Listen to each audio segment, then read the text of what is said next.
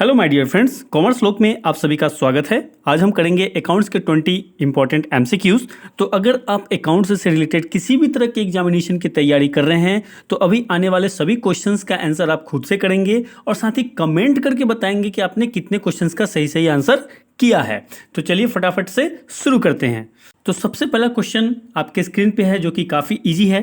Question में कह रहा है कि full form of gap is, आपको बताना है गैप का फुल फॉर्म। ऑप्शन है आपके पास generally accepted accounting policy, generally accepted accounting principles, generally accepted accounting provision या फिर नन ऑफ दिस। काफ़ी इंपॉर्टेंट क्वेश्चन है, कई बार एग्जामिनेशन में पूछे जा चुके हैं।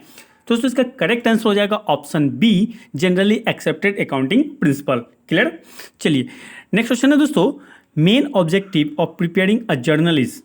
ऑप्शन है आपके पास to ascertain the financial position of the business, to journalize the cash transactions, to make posting in the ledger या फिर to record the business transaction first of all.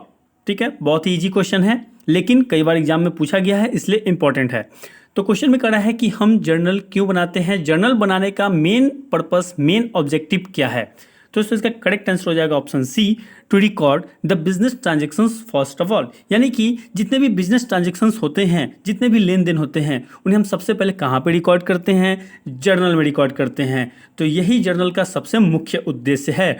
चलिए नेक्स्ट क्वेश्चन है, sold goods for cash of the list price of ₹8,000 at 10% trade discount and 3% cash discount, posting will be made in discount account.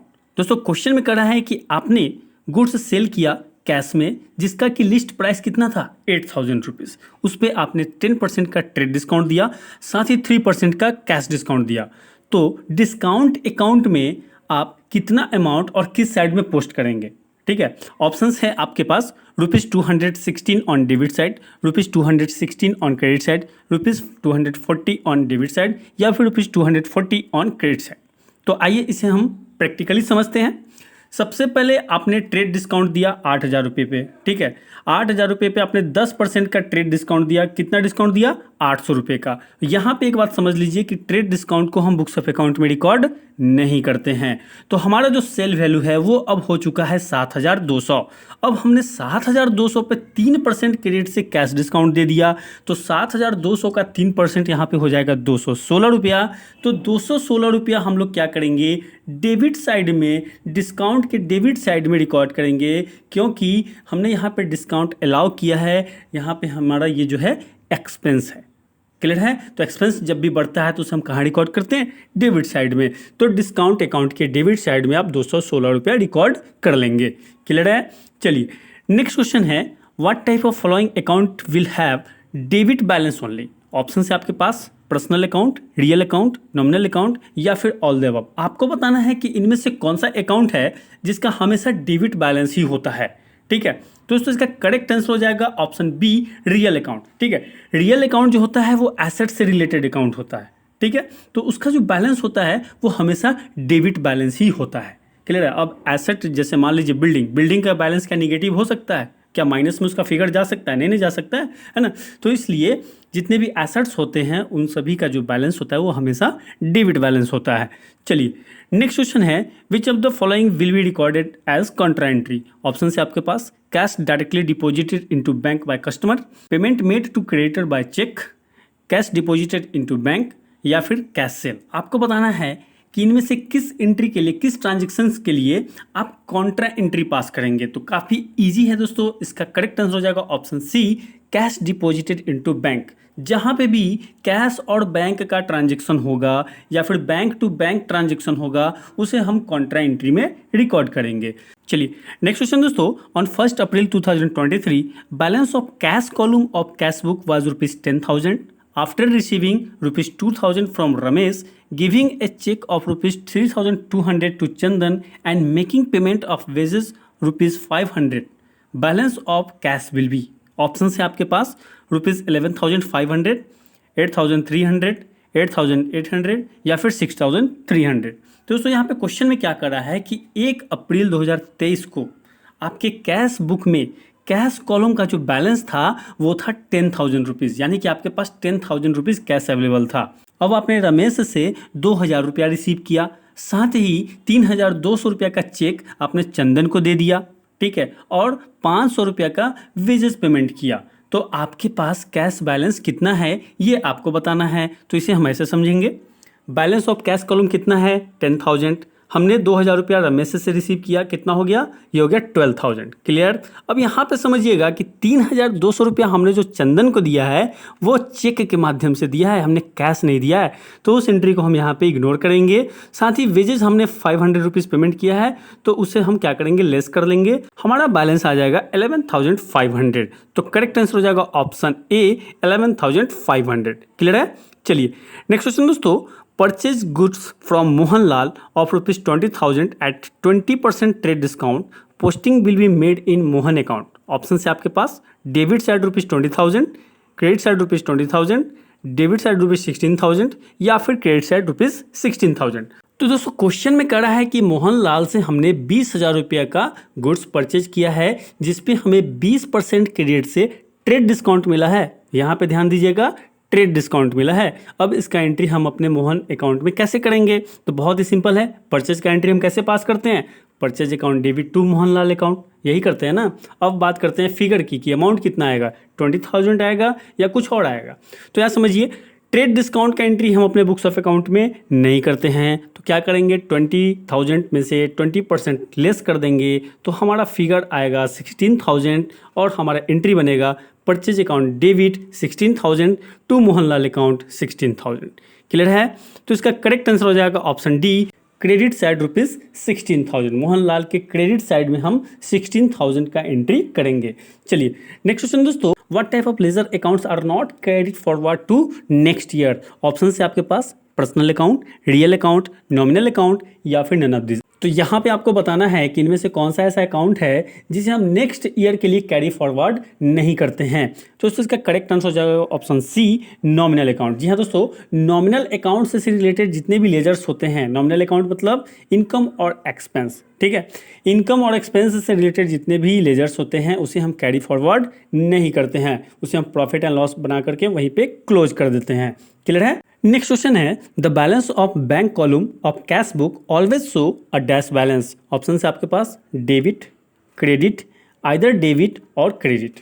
दोस्तों यहाँ पे question क्या कर रहा है कि आपका जो कैश बुक है उसमें जो बैंक का कॉलम है वो हमेशा किस तरह का बैलेंस शो करता है, डेबिट बैलेंस शो करता है हमेशा या क्रेडिट बैलेंस शो करता है ना।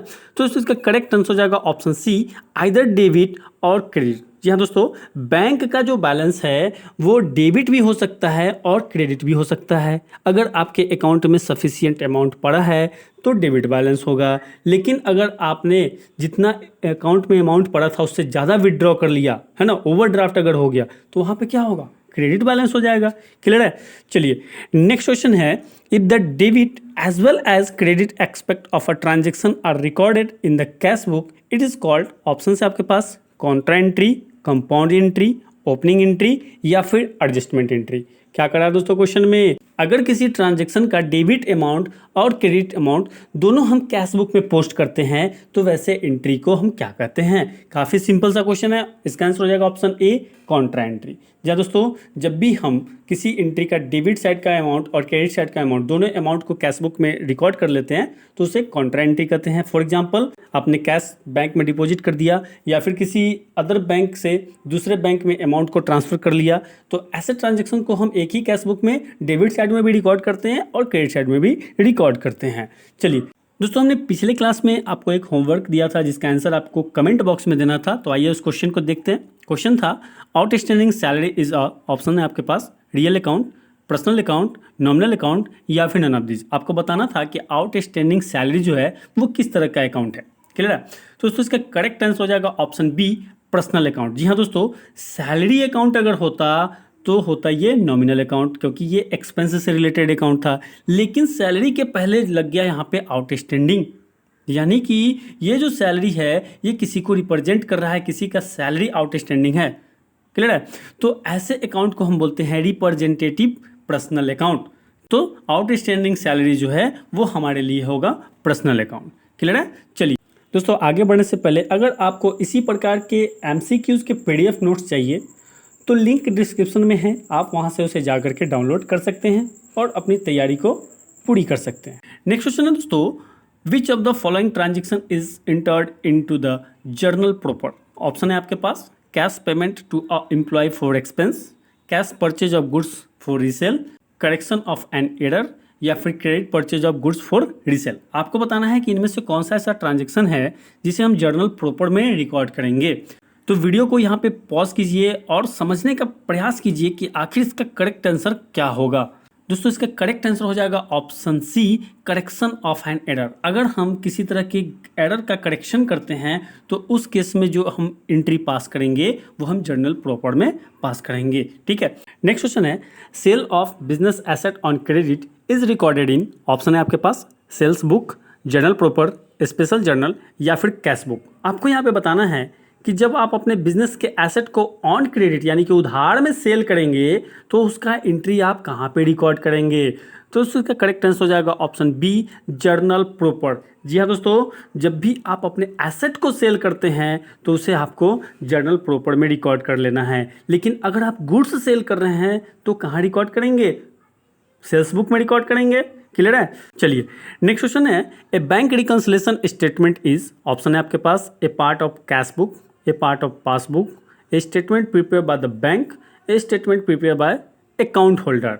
क्वेश्चन में कह रहा है कि बैंक रिकंसिलिएशन स्टेटमेंट हम किसे कहते हैं। तो काफ़ी सिंपल सा क्वेश्चन है, इसका करेक्ट आंसर हो जाएगा option D, a statement prepare by account holder. जी हाँ दोस्तों, ये बैंक रिकंसिलिएशन स्टेटमेंट जो है वो अकाउंट होल्डर द्वारा बनाया जाता है कि हमारा जो बैंक का बैलेंस है और जो हमारे कैश बुक में बैंक का बैलेंस है उन दोनों के बीच में डिफरेंस क्यों है। उन दोनों के बीच में डिफरेंस को निकालने के लिए हम बैंक रिकंसिलिएशन स्टेटमेंट बनाते हैं और ये हमेशा अकाउंट होल्डर द्वारा ही बनाया जाता है।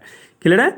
चलिए नेक्स्ट क्वेश्चन दोस्तों, bank reconciliation statement is. Option है आपके पास a part of double entry system, not a part of double entry system, part of bank statement, या फिर नन ऑफ दिस। आपको बताना है कि बैंक रिकंसिलिएशन स्टेटमेंट इनमें से क्या है। दोस्तों ये काफ़ी इंपॉर्टेंट क्वेश्चन है, कई बार एग्जाम में पूछा जा चुका है।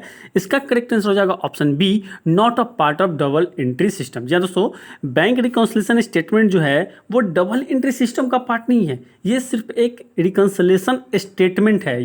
ये एक स्टेटमेंट है जो कि एक पार्टिकुलर पीरियड के लिए बनाया जाता है टू नो डैट कि हमारे कैश बुक में जो बैंक का बैलेंस है और जो पासबुक में बैंक का बैलेंस है उन दोनों के बीच में क्या डिफरेंसेस हैं।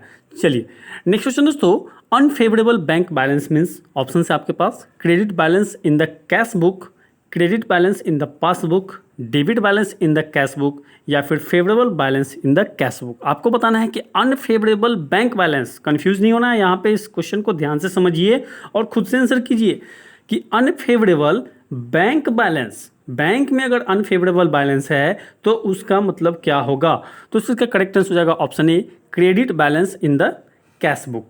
जी दोस्तों, जब हमारे कैश बुक में जो बैंक का बैलेंस है वो क्रेडिट बैलेंस शो करने लगेगा तो उसे हम अनफेवरेबल बैलेंस कहेंगे, है ना। यानी कि अगर आपके बैंक में ओवरड्राफ्ट हो जाता है तो उस केस में भी उसे हम अनफेवरेबल बैलेंस कहेंगे। या इसे हम ऐसे भी समझ सकते हैं कि आपने 10,000 रुपया बैंक में डाला और 12,000 रुपये का विड्रॉल कर लिया, यानी कि आपके पास जितना पैसा था उससे ज़्यादा आपने विड्रॉ कर लिया, तो उसे हम अनफेवरेबल बैलेंस कहेंगे। चलिए नेक्स्ट क्वेश्चन दोस्तों, debit balance in cash book is equivalent to. Option है आपके पास overdraft as per passbook, credit balance as per passbook, overdraft as per cash book, या फिर नन ऑफ दिस। इसी तरह के क्वेश्चंस एग्जाम में पूछे जाएंगे कंफ्यूज करने के लिए आपको। ठीक है, अब क्वेश्चन में कह रहा है कि debit balance in cash book, cash book में अगर डेबिट बैलेंस है तो ये किसके इक्विवेलेंट है, किसके बराबर है। तो इसका करेक्ट आंसर हो जाएगा option B, credit balance as per passbook. Clear है। अगर आपके कैश बुक में डेबिट बैलेंस है इसका मतलब है कि पासबुक में क्रेडिट बैलेंस है। अगर आपके कैश बुक में क्रेडिट बैलेंस है इसका मतलब है कि आपके पासबुक में डेबिट बैलेंस है। क्लियर है। चलिए नेक्स्ट क्वेश्चन दोस्तों, trial balance is a list of the balances of. Option है आपके पास all accounts, only personal and real accounts, only real and nominal accounts, only personal account. दोस्तों question में कह रहा है कि ट्रायल बैलेंस जो हम बनाते हैं उसमें किस तरह के अकाउंट्स का बैलेंस होता है। तो उसका करेक्ट आंसर हो जाएगा option A, all the accounts. या दोस्तों, आपने अपने बुक्स ऑफ अकाउंट में जितने भी प्रकार के अकाउंट्स को मेंटेन किया है, चाहे वो पर्सनल हो, रियल हो या फिर नॉमिनल हो, उन सारे अकाउंट्स के बैलेंस को हम ट्रायल बैलेंस में डालते हैं।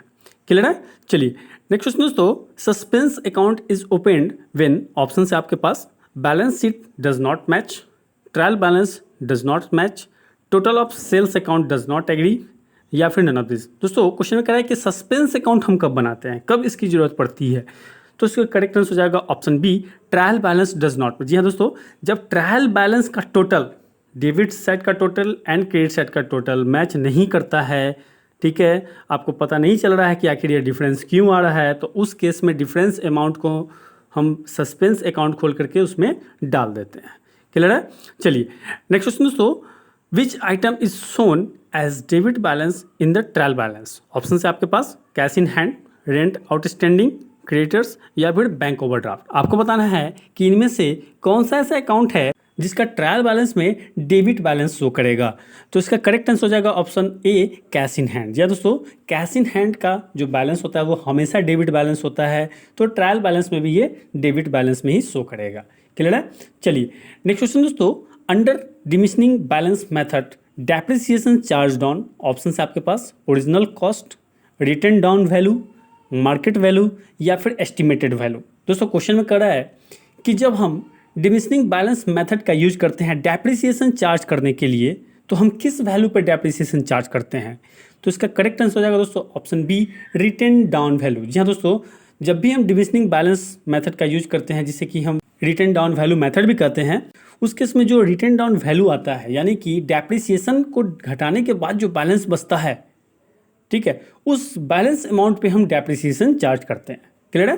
चलिए नेक्स्ट क्वेश्चन दोस्तों, the amount of depreciation charge on machinery is debited to. Option है आपके पास depreciation account, machinery account, provision for depreciation account, या फिर नन ऑफ दिस। ये क्वेश्चन आपके लिए होमवर्क है। इस क्वेश्चन का आंसर आप हमें कमेंट में बताएंगे, साथ में ये भी बताएंगे कि आपने कितने क्वेश्चंस का सही आंसर किया है। और अगर आप इसी तरह के अकाउंट्स एमसीक्यूज़ के पीडीएफ नोट्स डाउनलोड करना चाहते हैं तो लिंक डिस्क्रिप्शन में दिया हुआ है, आप वहां से उसे डाउनलोड कर सकते हैं। Thank you for watching. Vande Mataram.